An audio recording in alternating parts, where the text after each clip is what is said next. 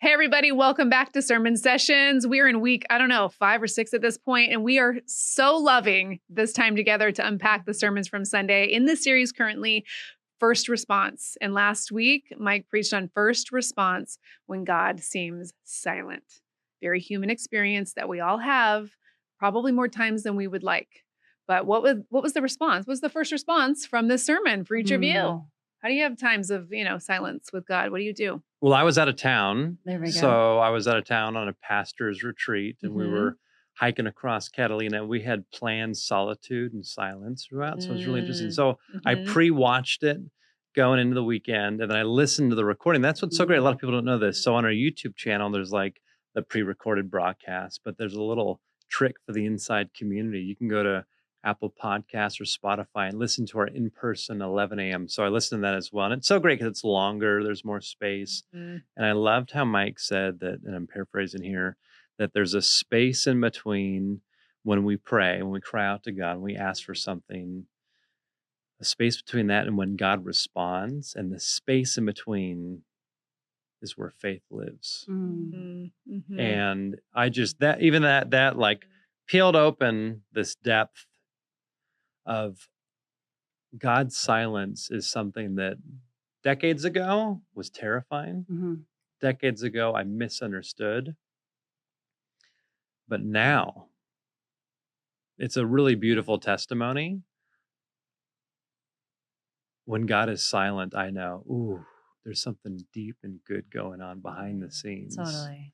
And so now, when it's like, of all the 7 that we go through, I feel like I'm the healthiest and most matured because of the really hard work I've had to do. Because you've had a lot of silence. A lot of silence. Infertility, well-versed in my silence, brother dying, on and on and on. So there's hope for everyone who's listening. Yeah. That if you find yourself in a place now where silence is terrifying, which I was at, just now it's like this beautiful, like almost excitement of like, oh God, because I know you're at work. And if you're silent, then I know that there's something big going on behind the scenes. Yeah, that's interesting. Yeah. So that you've come a long way, kind of in that. Yeah. It's interesting too that you highlighted some really painful moments, right? Because sometimes God is silent, even just in the mundane of our lives, where like it just feels really quiet. But it's especially hard in those times of grief when you're like, God, where are you? I need the voice of your compassion. Or in the infertility journey of like silence at that time, like, where are you? For years. I need hope. Yeah. I need a word of hope from you, something. But that can be particularly stinging when God is just like, hello, hello, hello, hello. Yeah. When I really need you, So that's hard. And I think I agree. I think we've been Christians a long time. So we've had a lot of training in this. Sure. But when you are a newer Christian, especially, and you have those times of silence, I resonate with Mike saying this, that we often will retreat in silence, right? You're going to be silent with me. I'm going to be silent with you. And we shut down the relationship, right? His encouragement was with Habakkuk of being like, just be honest, right? Like just cry out to, don't give up on the faith component. Totally. And I was thinking about too, I heard the story once of this CEO explaining like his discipleship or mentorship program for his, like, if he sees somebody he really believes in, like he'll bring them on board and he'll give them a project that he knows they're going to fail in. And part of it, he won't answer questions. He won't give them like how to do this. He just lets them stumble through it. And at the end, they inevitably fail or, don't hit the mark of what they expected. Right. And he goes like, there's 2 things that happens there. 1, they don't become afraid of failure. But 2, they learn to ask questions, they push in, they have to solve the problem. And then they have to reflect of like, oh, hindsight, like I would have done that differently. And I was just thinking about like how in silence, like actually like in seasons of silence for me in really painful things and also just things that you just don't know what to do. Like it's a process that I'm being invited into. And it's this questioning and this curiosity and there's an honesty and there's a wrestle and there's a process. And I was even thinking about last few years, the Lord wasn't answering me on something, but I was just showing up to the conversation the best I could, and being like, I don't know what you're saying, but I'm going to do this. And then it all of a sudden unfolded this journey of like, I became something in that process, And so, I mean, it is a very productive space. Like he doesn't want it. Sometimes I feel like his silence is not because he's not emotionally connected to the situation, but he's like, I believe in you. Like I know. And then going back to what you said about the goal is maturity. The goal is like a long obedience. And so if the Lord's like got his eye on you, he's like, I want to walk with you for decades. I don't want to walk with you for your honeymoon season where we just get, we're enjoying each other for all the highs of what this relationship has to offer. But I want to actually walk with you for 10, 20, 40, 50 years, hopefully. And that's that process of intimacy that I think you can't circumvent in the waiting. Yeah. That's a good point you bring up, because he had mentioned Mike loves the alliterations. He talked about the waiting, the wrestling, the watching, and the worshiping, right? And how like all of those are involved in those seasons of silence, right? That's the invitation to wait, to wrestle, to watch, and then ultimately to worship, even when God is silent. And do we do that? So I'm wondering, is there one that you gravitate to more than others out of those 4? And maybe even 3, because like, okay, let's get to worship. We'll get to that. But are you good with the waiting? Are you good with the watching? Are you good with the wrestling? Is there one that's maybe more comfortable when God is silent? Wow. That's a good question. I think I would say I really love the wrestling part of it, because I feel like that actually reveals myself to myself. Like in the process, I start to realize like what my core values are and why am I angry or why am I frustrated by this? And what is my drive here? And I'm getting to know myself even as I'm petitioning the Lord in this wrestle of like, oh, this is what really matters to me. Because I think that in the seasons when he's silent, it's revealing the desire of our hearts. It's revealing the things that we were born. We know that there was like, this is the thing that I was born to do or want to do. And so it reveals our own identity, I think, in the process. So that's my process. While I was away on this pastor's retreat, I came back to a book, and it connects to your question. It's called The Solace of Fierce Landscapes. And it does like a deep dive in like desert and mountain spirituality and understanding God not just as oasis, or God as an ocean, or God as an expansive sky, or God as a rainforest. A lot of different metaphors you could use and to connect those into scripture. But throughout the book, it talks about God as desert, and how I remember as a kid, I used to think the ugliest places on the planet were deserts. I love the ocean, the beach, the mountains. I love, that. That's where the life was. That's where the creativity was. And so I was, we drive to the desert, and it was always this empty, silent, lacking of beauty. And the desert fathers and mothers have really challenged that to help me see and to discover the beauty in the desert. But it connects to the watching. And I find myself in times of solitude, wherever it might be, if it's in the desert, just patiently waiting to see something that I didn't see at first glance. Like if I'm in a cherry blossom orchard, whatever, like I can see it instantly, but it takes a little bit of slowing down and noticing the little desert mouse, noticing the ripples of sand, on a dune, noticing the I didn't even see that blossom on that cactus, and now I'm connecting that to my faith and in the silence of the watching of like, ooh, there's something here that I don't see. Yeah. And so before I worship, before I wrestle, before I, after I wait, there's a bit of that watching. That's good. Yeah. And I think I want to say too, like, I was just thinking while you're talking about, like, think about Moses in the desert doing shepherd work. He's run from his palace upbringing, and all of a sudden he sees a tree on fire, which probably wasn't uncommon, right? Like I'm sure there was things that would be on fire, but he paused to look at it and to go, wait a minute, it's not getting consumed. And it was that stillness. Like he was so still that he could notice, wait a minute, there's a supernatural thing happening here. I actually need to completely pivot and look at this. And I always got to ask the question, like, what happens if you like didn't pause? Like what nation wouldn't have gotten delivered? You know what I mean? And it's just like that stillness, what you're talking about is training us to hear him and to notice like, wait a minute, this is supernatural. Like if I was just so busy and hurried and all the things, I wouldn't have noticed that tree was not being consumed. And like how many times in our lives, like when we aren't forced to slow down, we're missing like the Lord's like, hey, I'm over here. Like I'm burning something right now, but you can't see it because you're not ready for it. To add on to that. So I'll just keep coming back to this pastor's retreat. I'm sorry. So it was a local pastor, Garrett Jones at Vintage Church here in LA. He led the whole time together.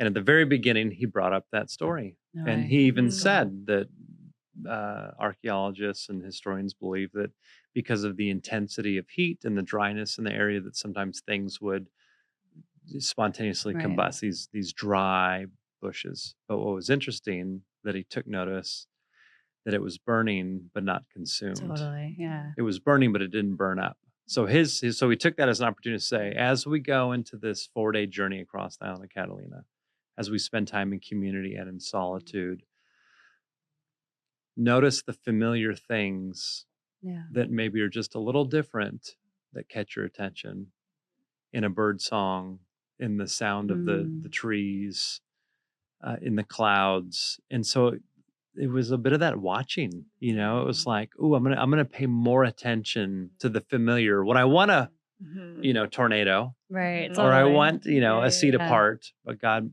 moves just as powerfully in I those think quiet that's a things. really important point for this conversation, because it's saying you're attentive to what's in front of you, and especially in the beauty of God's creation.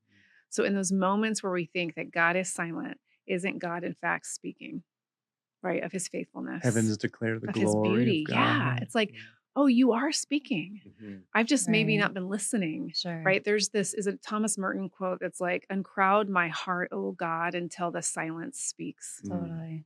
Like, uncrowd the chaos of the, Right. valet of our inboxes, of our text message, or, whatever. And maybe the call is to go into the wilderness. There's another W.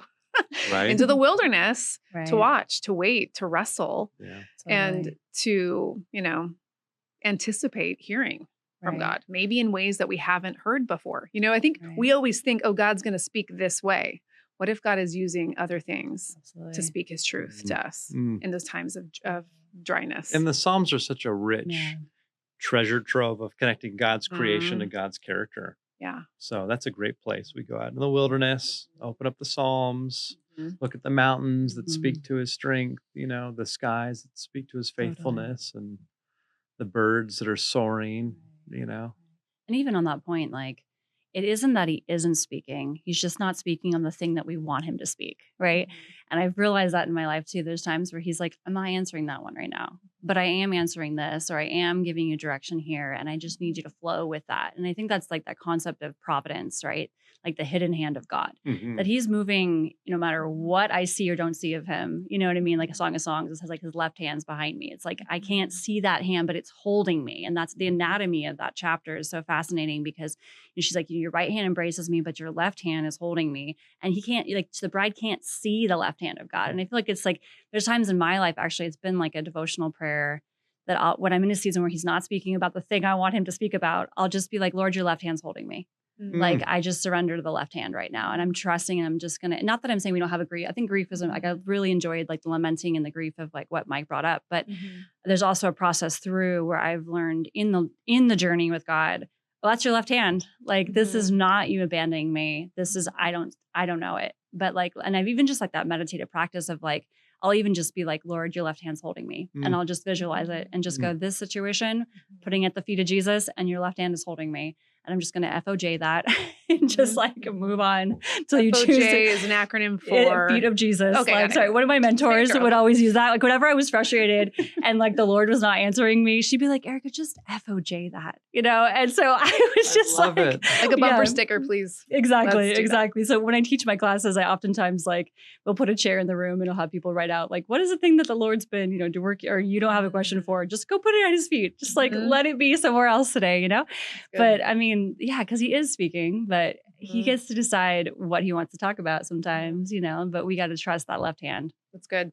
Mike had one quote from Philip Yancey, and I don't know it, but it was just a great reminder. Philip Yancey's book, right? We shall probably read that. But just this idea of like, scripture isn't full of stories of people just like abandoning their faith when God is silent, or a formula even, but it's people who stayed in relationship. That's the faithfulness that you started out this conversation with, of like that in-between place of God is faithful to me. And I'm going to stay in this. And that's the worshiping idea and that was the encouragement that I really found, deeply meaningful and challenging in some ways, to just stay in the relationship. And so I would add a W, another W, the withness component Absolutely. of withing. I'm going for it. Withing with God in the silence, and what does that look like? And even if God, and here's the community element, which I would love to hear from you on. When God is silent, have you had friends? Have you had community help you hear God or remember God when you have felt like he has been silent to you in seasons? I find there's a immediate community, and then there's the broader community of people whom I've never met that help me remind me of that. So even reading books, listening to sermons, hearing the faithfulness, reading scripture, that helps. Really briefly, there was a sermon I heard like 20 years ago, and the pastor said, "Isn't it interesting that two very significant things happened in a geographical location called Dothan in the Old Testament? And it demonstrates that God can sometimes answer prayers instantly, it seems like, and sometimes very, very long and protracted over years. And the two things, one, Elisha and his attendant are about to get overrun by an enemy army. And the attendant comes in the tent where Elisha is and is freaking out, and they pray, and they go back out and they see not just the army, but God's angel army that prevents them from attacking. Instant saving right there in Dothan. Another story, long time before that, Joseph gets thrown into a pit, left for dead by the brothers. Think about the long journey, sold into slavery, Potiphar's house, then works his way up, the whole thing, and like all the years and all that happens. And then he gets promoted to the place where he's like the number 2 to the Pharaoh. And it seems like God hasn't answered that question yet. And he's able to provide food for his family that is the 12 tribes of the nation of Israel. And the lineage of that is Jesus.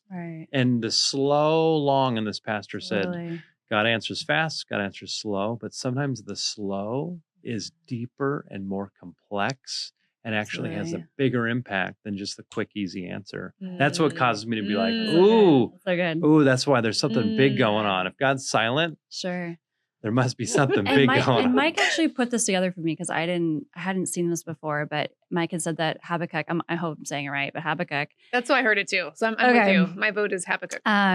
It was written during the kingdom of Nebuchadnezzar, which is really fascinating because Nebuchadnezzar became a Christian. He started following the Lord at the end of his life. So even though Habakkuk is we get to see the gift of the story, like where Nebuchadnezzar is actually one of the most he is the most evil king one of the most evil kings in history. And yet by the end of his life, he is praising God and putting himself in the right place, right? Before God. So we actually get to see the end of the Habakkuk story, right? And I don't know actually if Habakkuk was alive when it all happened, but the Lord was working on Nebuchadnezzar. You know what I mean?